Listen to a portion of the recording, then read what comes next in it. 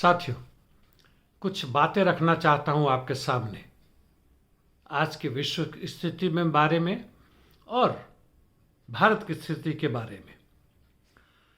जहां तक विश्व की स्थिति के बारे में यदि बात की जाए तो वह एक बहुत लंबा विषय होगा, लेकिन संक्षिप्त में इतना बताना चाहता हूं कि विश्व में बढ़ते युद्ध की स्थिति ने विश्व की स्थिति को, जनता को, पृथ्वीवासियों की स्थिति को बड़ा ही नाजुक कर दिया है। अब हम वहां पहुंच चुके हैं जहां प्रश्न उठता है कि क्या मानवता बच पाएगा। कई कारणों से, केवल युद्ध के कारण नहीं। युद्ध का परिणाम जो भी हमारे सामने वह दिख रहा है, यदि यह जिसकी संभावना बनती है एक आणविक बॉम्ब, आणविक हथियार के युद्ध में बदल जाता है, आप उसको तृतीय विश्व युद्ध बोले या जो भी बोले, तब फिर भयानक स्थिति होगी। यदि एटम बॉम्ब का इस्तेमाल होता है, 50, 100, 200 चलते हैं और खास भूभाग बच भी जाते हैं, मान लीजिए कि लैटिन अमेरिका बच गया, भारत बच गया, तो पूरे पृथ्वी की स्थिति अगले 5-6 महीने में इतनी भयावह हो जाएगी।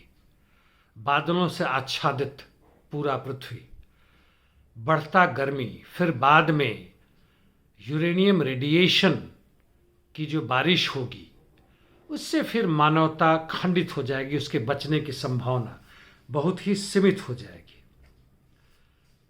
दूसरा, वातावरण, यानी क्लाइमेट क्राइसिस, क्लाइमेट इमरजेंसीज वगैरह के नाम आप सुनते होंगे। हमारे देश में तो कम, विदेशों में, खासकर यूरोपियन देशों में और अमेरिका में, वहाँ पे इन पे काफ़ी आंदोलन हुए, अच्छे खासे हुए, लाखों की संख्या में जनता है, क्योंकि उन्हें समझ में आ रहा है कि पृथ्वी के खास भूभाग में, यदि पूरे में नहीं, उनके यहाँ हो रहा है, होने को तो पूरे पृथ्वी पे हो रहा है। गर्मी बढ़ रहा है तो भयावह बढ़ रहा है, वह 55 डिग्री सेंटीग्रेड से भी ऊपर जा रहा है। बारिश हो रहा है तो भयावह हो रहा है। इसके कारण विस्थापितों की संख्या विस्थापितों, रिफ्यूजीज, वह लाखों में हो रहे हैं। क्यों? युद्ध के कारण नहीं हो रहे, लाखों में हो रहे हैं। यह स्थिति अपने आप में एक सोचने वाली विषय है। कारण, जैसे उदाहरण देता हूं, लैटिन अमेरिका के कई देश जो समुद्र के तट पे हैं, वहां पे जब बाढ़ आता है तो पहले भी आते थे, 3-4 दिन 5 दिन बाद चले जाते थे। आज 20-25 दिन, महीना भर तक टिके रहते हैं। और उनका जो खारा पानी, इसके कारण नमक वहां जम जाता है, उसकी जो भी उर्वरक क्षमता होती है धरती की, अन्न उपजाने की और कुछ भी करने की, वह समाप्त हो जाती है। और इसके कारण किसान वहाँ पे कुछ भी चाहे, सरकार भी चाहे, तो वह स्थिति को नहीं संभाल सकती और इससे लाखों लोग वहाँ से विस्थापित होते हैं। ये तो हो ही रहा है। मिडिल ईस्ट में देखें युद्ध के कारण, अफ्रीका में देखें, एशिया के भी कई देशों में देखें, यह स्वाभाविक है और यह लाखों में नहीं करोड़ों में है। कुछ भारत की भी स्थिति, यदि हम आए तो मीडिया और सोशल मीडिया को देखें तो यह पूरी तरह से कब्जे में है साम्राज्यवादी ताकतों द्वारा। जो बड़े बड़े घराने हैं, उद्योगपति, पूंजीपति, एकाधिकार पूंजीवादी ताकतें, जिसे हम अंग्रेजी में मोनोपोली कैपिटलिज्म या मोनोपोली कैपिटलिस्ट भी कहते हैं, उनका पूरा का पूरा अधिकार है। उदाहरण के लिए ले लें मेरे इस चैनल को, जिसमें 1000 से कुछ अधिक ही फॉलोअर्स हैं, इसको भी चूंकि मैंने कुछ बातें कही थी फिलिस्तीन में जो युद्ध चल रहा है उस पर, उसको उन्होंने हटा ही दिया। मेरे भी चैनल को हफ्ते भर के लिए 2 बार बंद कर दिया। कहते हैं कि यह आप गलत बातचीत कर रहे हैं, आप युद्ध को बढ़ावा दे रहे हैं। कर लियो बात। खैर, यह केवल यहीं पर नहीं है, यह फेसबुक में भी है। रेडिट एक मीडिया है, reddit.com, उस पर भी जाएं, करोड़ों उसमें लोग शामिल हैं, खासकर यूरोप और अमेरिका के। वहाँ भी आप इन बोल ही नहीं सकते। रशिया टुडे का कोई खबर दे ही नहीं सकते। भारत के भी बहुत सारे चैनल उनको दे ही नहीं सकते। वह जानते हैं कि इससे हम नहीं तैयार हैं, हम उनके पक्ष में नहीं बोलेंगे। और हम आवाज़ उठाएं तो कहाँ आवाज़ उठाएं।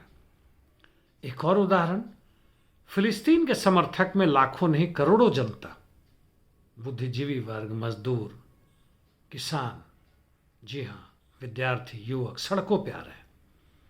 यूरोप, अमेरिका, लैटिन अमेरिका, अरब कंट्रीज में तो कही है। भारत में भी कोशिश की गई। भारत सरकार ऊपर से कहता है, यहाँ के विदेश मंत्री की बात सुन ले, काफी वाहवाही लूट रहे हैं कि भैया हम फिलिस्तीन के स्वतंत्र राष्ट्र और सार्वभौमिक राष्ट्र का समर्थन करते हैं, लेकिन यहां पे उनके समर्थन में यदि हम जुलूस निकालें या फेसबुक पे, मीडिया पे कुछ लिखे, तो सरकार आपको अंदर भी कर सकती है। यह पूंजीवाद का रूप है पूरे विश्व भर में। एकाधिकार पूंजीवाद कह लें, जो 100 वर्षों से अधिक का पुराना हो चुका है, जिसको हम इंपेरियलिज्म भी कहते हैं, नौ पूंजीवाद कहते हैं, न्यू इकोनॉमिक इंपेरियलिज्म भी कुछ लोगों ने कहना शुरू किया है। क्यों मिलिट्री नहीं करते? इकोनॉमिक कारण है, मिलिट्री पीछे से पहुंचता है। उदाहरण के लिए चीन। कुछ खास अंतर नहीं है। मतलब यही है कि आज इनकी स्थिति उस तरह से हो चुकी है कि पूरे विश्व भर में तो कब्जा कर ही लिया इन्होंने, हर कोने में। आप सड़क पे भी जाते हैं अपने जूते की मरम्मत करवाने के लिए, या ठेले पर सब्जी खरीदने जाते हैं, या घर घर जो नौकरानियां आपके यहाँ काम करते हैं, या ढाबे पर जो बच्चे काम करते हैं, उस पर भी एकाधिकार पूंजी का प्रवेश है। वह उसे कंपटीशन करता है जो बड़े बड़े मशीनों और अन्य जगहों में बनता है। चीन से माल हमारे यहाँ आता है। जी हाँ, चीन से हमारा व्यापार काफ़ी बढ़ा है और काफ़ी अच्छा है। ऊपर से भले ही जो हो, और दिवाली के पटाखे भले ही ना है, लेकिन बाकी हर जगह आते हैं। इस स्थिति में उनकी क्या हमारी स्थिति बनती है? आपने फेरल डॉग्स का नाम सुना होगा, हिंदी में जंगली कुत्ता कहें, डॉग्स कहें तो कुत्ते कहें, लेकिन जंगली कुत्ते मतलब वो नहीं कि जंगल में, मानवता के साथ ही वो रहे, मानव समाज के साथ, लेकिन कहीं ना कहीं भटकाव आया और जंगलों में चले गए, अलग हो गए, भटक गए। और उनके कई पुश्तों के बाद उनका उम्र 14-15 साल ही होता है, इसलिए उनके पुश्त हमारे तुलना में बहुत तेजी से बदल जाती है। अब खाने पीने के लिए जंगली जानवरों का, दूसरे जानवरों का शिकार करते हैं। जैसे मान लेते हैं जंगली भैंस, मार नहीं सकते, अकेले नहीं मार सकते। जंगली भैंस काफी ताकतवर होता है, शेर भी डरता है, पीछे से आक्रमण करता है। जब यह उन पे टूटते हैं तो भैंस उन पे आक्रमण करते हैं, ये वापस आते हैं। लेकिन इन जंगली कुत्तों में, इंसानी तो छोड़ दीजिए, जो नॉर्मल हमारे बीच में जो कुत्ते रहते हैं कि भाई आदमी को नहीं काटना है, वह भावना तो खैर नहीं है। यह उन भैंसों को अपने आहार के रूप में देखते हैं। वहां कोई फीलिंग, कोई मानवता या प्रजातांत्रिक प्रश्न नहीं उठता है। वह ऐसा आहार है जो इनसे लड़ता है, इनको खाने से रोकता है, इनके अधिकार का हनन करता है। तो ये पीछे हटते हैं और फिर जैसे ही भैंसा भागता है फिर पीछे जाते हैं। यह संबंध, यह लड़ाई 2-3 दिन, 4 दिन तक भी चल सकता है, लेकिन ये लगे रहते हैं जब तक कि भैंसा थक ना जाए, गिर ना जाए, और फिर पीछे से आक्रमण करते हैं। अंततः उसे खंड खंड करके मारते हैं और अपना आहार करते हैं। आज साम्राज्यवाद, खासकर अमेरिकी साम्राज्यवाद, इस स्थिति में पहुंच चुका है। वियतनाम से हारने के बावजूद भी वियतनाम में प्रवेश फिर से कर सका है पूंजी के माध्यम से। बड़ी भारी मात्रा में उसका पूंजी लगा हुआ है। क्यूबा को भी घेर के उसने उसकी स्थिति क्या कर दी आपको पता है। अफगानिस्तान में भाग चुके हैं और अफगानिस्तान से फिर इनका संबंध बड़ा बढ़िया है। कई अफगानी सैनिक जो हैं वहां से भाड़े पर लाए जा रहे हैं अमेरिकियों द्वारा, जो यूक्रेन में आकर रूस के खिलाफ लड़ रहे हैं। पूंजी की महत्ता और महानता इन्वर्टेड कमा में है, घेर के जबरदस्त है। उसका रूप फांसीवाद हो, नात्सीवाद या नाजीवाद हो, जो हमें भारत, पोलैंड और कई अन्य देशों में नजर आ रहा है। खुद अमेरिका में भी कुछ हल्के मुल्के रूप में। वह फांसीवाद का वह रूप नहीं होगा जो जर्मनी में दिखा था, जहां संविधान खत्म कर दिया गया था, बल्कि आज का फांसीवादी रूप जो है वह अपने क्षेत्र में, जैसे भारत में जातिवाद के आधार पर, धर्म के आधार पर पूंजी को बढ़ने का मौका देता है और जनता के हिस्से को अपने साथ लाता है। संविधान जारी है, जी हाँ। और इसी से हमारा जो प्रश्न है, जो मैंने अपने इस वीडियो का नाम दिया है, संवैधानिक परिवर्तन और मजदूर वर्ग।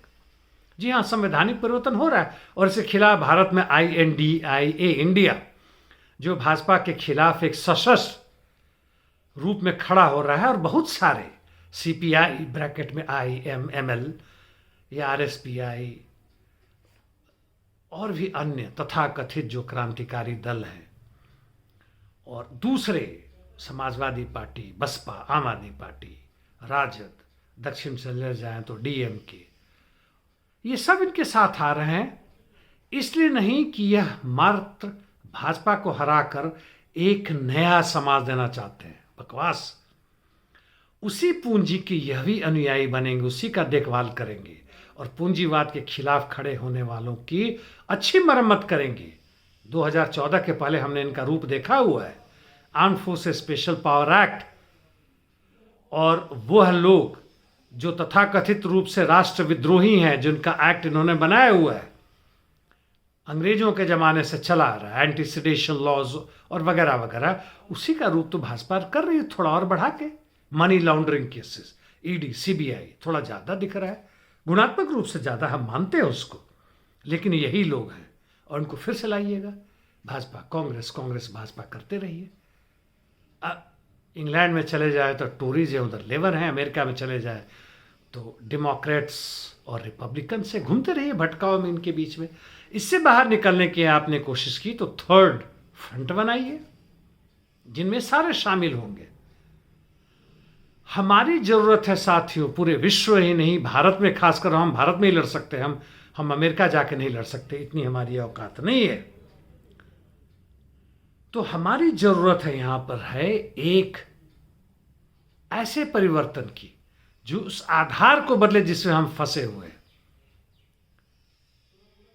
यदि मकड़ा जाल बनाता है तो हम मकड़े के जाल को किनारे से काटे, उसमें सुरंग बनाएं जो कीड़े मकोड़े ताकि जाके वापस आ सके। जी नहीं, हमें मकड़े को जाल को खत्म करना है।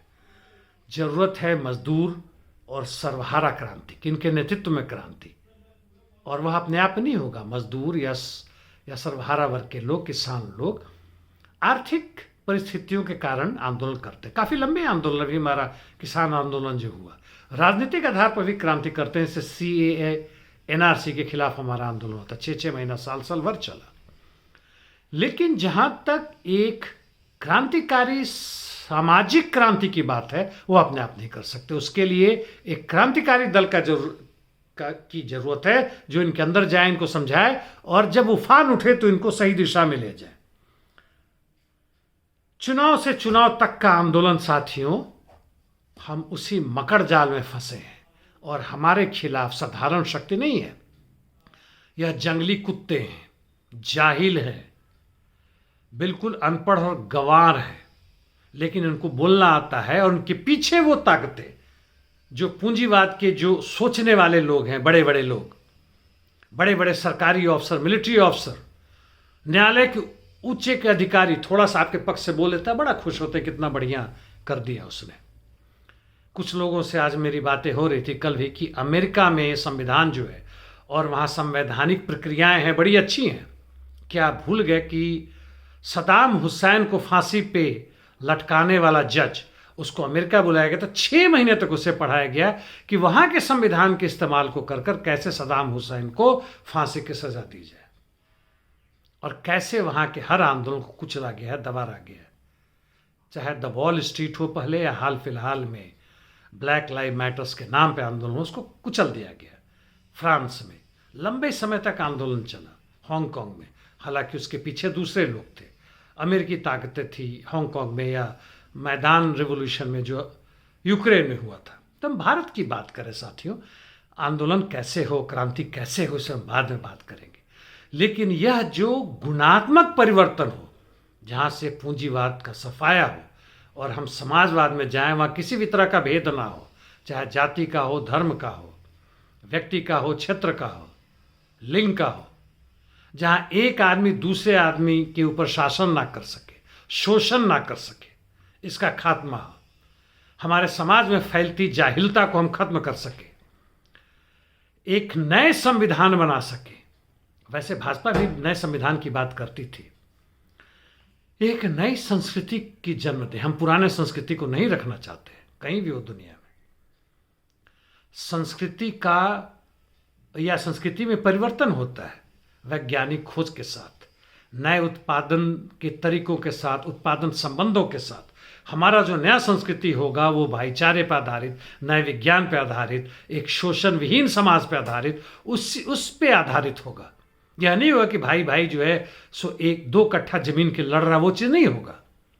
एक नए आध्यात्म के लिए, एक नए समाज के लिए, हाँ हमें मेहनत करना पड़ेगा, हमें बलिदान देना होगा। कितने हद तक तैयार हो उस पर निर्भर करता है। कोई जरूरी नहीं कि आप पूरे के पूरे भगत सिंह बन जाइए। भगत सिंह के विचारों को जरूर ग्रहण कीजिए, लेकिन भगत सिंह मत बनिए। हमें बड़ी संख्या में लोगों को साथ में लाना है, और क्रांति का उफान मतलब करोड़ों के लोग हमारे साथ होंगे, लेकिन जो केंद्र होगा, जो इस क्रांतिकारी दल का होगा, उसमें हो सकता है कुछ हजार लोग हों, महत्वपूर्ण नहीं है, लेकिन जरूरत है उस विचार को समझना दोस्तों। और इसके साथ धन्यवाद।